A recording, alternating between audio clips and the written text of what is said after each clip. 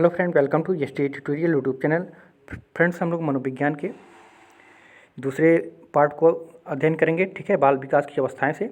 ठीक है, और जो C TET, UP TET, super TET सभी परीक्षाओं के लिए काफ़ी हेल्पफुल होगा। ये पार्ट पहला है। इसमें कुल हमने 46 प्रश्नों को लिया है। सारे संपूर्ण प्रश्न इसमें आ जाएंगे बाल विकास की अवस्थाएं से।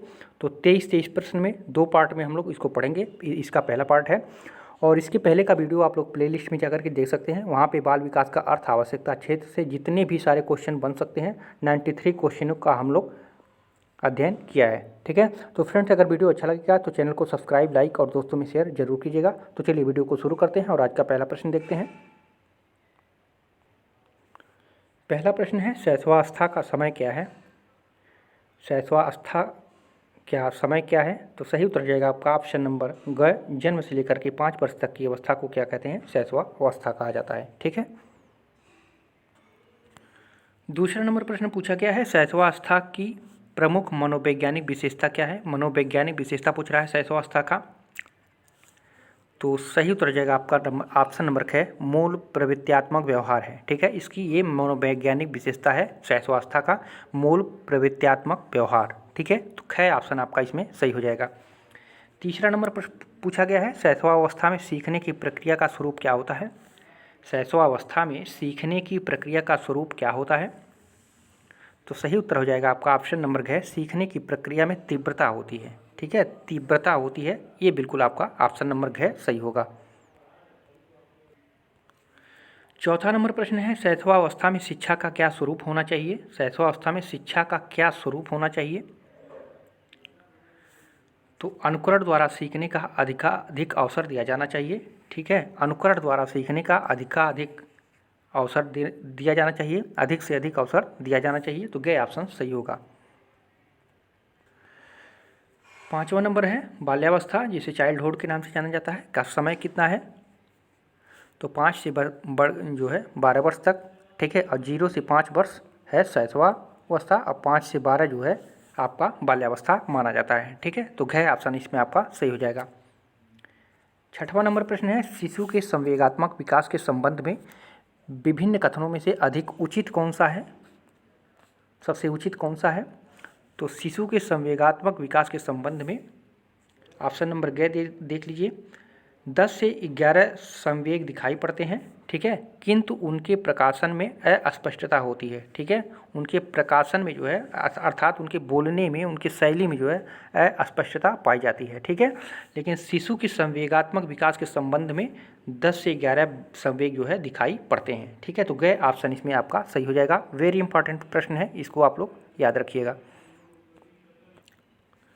7वां नंबर प्रश्न है, नीचे विकास की दृष्टि से अवस्था की आयु सीमा दी गई है, इनमें से किशोरावस्था की आयु सीमा क्या है?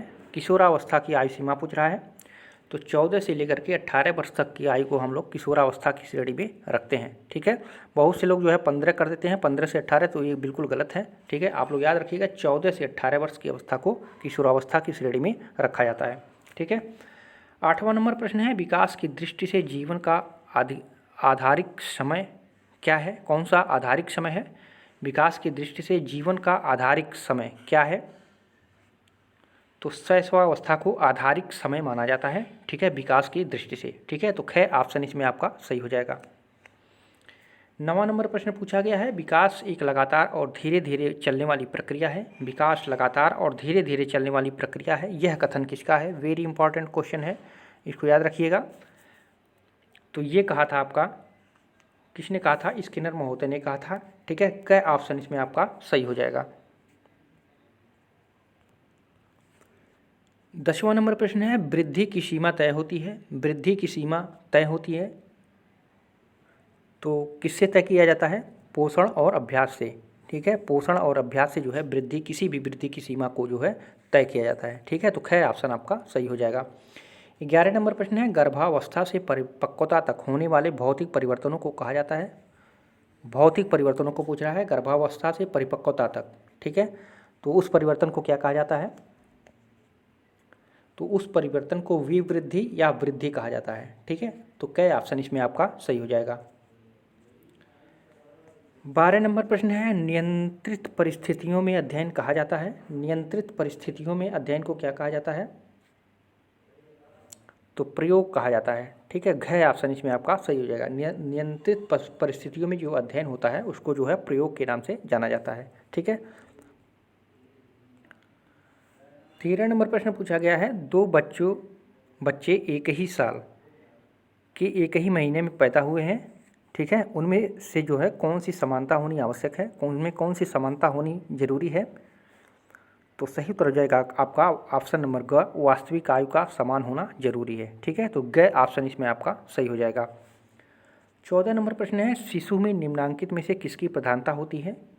किसकी प्रधानता होती है शिशु में।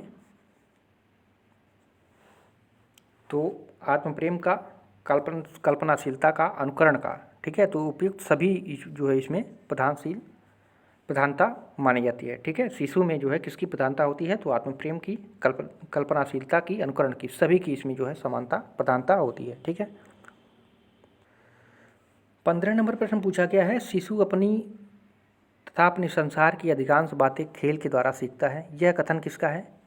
वेरी वेरी इंपॉर्टेंट, इसको भी कर लीजिए, पूछा हुआ प्रश्न है। ठीक है, शिशु अपनी तथा अपने संसार की अधिकांश बातें खेल के द्वारा सीखता है, यह कथन किसका है।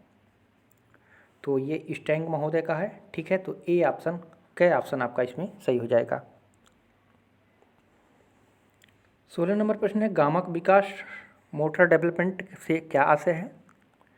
तो गामक विकास में जो है बच्चे की शक्ति, गति और मांसपेशी का विकास को गामक विकास की श्रेणी में रखा जाता है। ठीक है, तो गए ऑप्शन आपका इसमें सही हो जाएगा। 17 नंबर प्रश्न है, मानव शरीर में कोशिका में कुल कितने जीन्स होते हैं।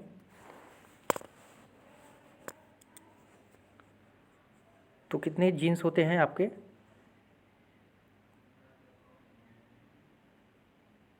मानव शरीर की कोशिका में पूछा है, सॉरी, कोशिका में कुल जो है 46 गुणसूत्र होते हैं। ठीक है, कोशिका में जो है गुणसूत्र पाया जाता है। ठीक है, तो गए ऑप्शन आपका सही हो जाएगा। ठीक है, 18 नंबर प्रश्न है, निम्नलिखित में से किसके विकास पर पर्यावरण का सर्वाधिक प्रभाव पड़ता है। किसके विकास पर पर्यावरण का सर्वाधिक प्रभाव पड़ता है। तो वो बुद्धि पर पड़ता है। ठीक है, तो घ ऑप्शन इसमें आपका सही हो जाएगा। 19 नंबर प्रश्न है, शैशवावस्था को प्रेम व काम पर आधारित बताया है। तो किसने बताया है। शैशवावस्था को प्रेम व काम पर आधारित बताया है, तो ये फ्रायड ने बताया है। ठीक है, तो गए ऑप्शन इसमें आपका सही हो जाएगा। फ्रायड महोदय ने कहा है शैशवावस्था को जो है प्रेम व काम पर आधारित समय माना जाता है। ठीक है, तो गए ऑप्शन सही होगा। 20वां नंबर प्रश्न है, गत्यात्मक विकास का बाल जीवन में क्या महत्व है। बाल जीवन में इसका महत्व पूछा है गत्यात्मक विकास का। तो इसका जो है सामाजिक विकास का महत्व है, आनंद की प्राप्ति का महत्व है, अच्छा स्वास्थ्य का महत्व है, यानी उपयुक्त सभी का महत्व है। ठीक है, गत्यात्मक विकास का बाल जीवन में सभी पर महत्व होता है, सामाजिक विकास का, आनंद की प्राप्ति का, अच्छा स्वास्थ्य का। ठीक है, तो घ ऑप्शन सही हो जाएगा। 21 नंबर पूछा गया है, खेलों की पूर्व अभिनय सिद्धांत। खेलों की पूर्व अभिनय सिद्धांत किसने दिया था, ये भी इम्पॉर्टेंट है। ठीक है, खेलों का पूर्व अभिनय सिद्धांत दिया था तो मालब्रेश ने दिया था। ठीक है, मालब्रेश ने, तो गए ऑप्शन इसमें आपका सही हो जाएगा। 22 नंबर प्रश्न है, रीढ़ की हड्डी में विकृति कैसे निरूपण का उदाहरण है। किस निरूपण का उदाहरण कह सकते हैं, किस निरूपण का उदाहरण है रीढ़ की हड्डी में विकृति। जो रीढ़ की हड्डी में विकृति अर्थात घाव अर्थात रोग जो हो जाता है वो किसका उदाहरण है। तो ये है स्नायुक। ठीक है, ए ऑप्शन आपका इसमें सही हो जाएगा, ये स्नायुक का उदाहरण है। ठीक है, गए ऑप्शन इसमें आपका सही हो जाएगा। 23 नंबर प्रश्न है, बाल विकास की प्रकृति क्या है। प्रकृति पूछ रहा है बाल विकास की। तो बाल विकास की प्रकृति है, यह एक विधायक विज्ञान है। ठीक है, यह एक विधायक विज्ञान है, तो क ऑप्शन इसमें आपका सही हो जाएगा। ठीक है, शारीरिक विकास का अध्ययन, ये प्रकृति ये सब नहीं है, बल्कि यह एक विधायक विज्ञान है। ठीक है, तो क ऑप्शन सही होगा। तो फ्रेंड्स, ये रहे पहले पार्ट का 23 प्रश्न। हम दूसरे पार्ट को जल्द ही लाएंगे। ठीक है, अगर वीडियो अच्छा लगेगा तो कमेंट करके ज़रूर बताइएगा और सपोर्ट जरूर कीजिएगा। चैनल को सब्सक्राइब लाइक कर लीजिएगा। पूरा वीडियो देखने के लिए आप सभी को धन्यवाद।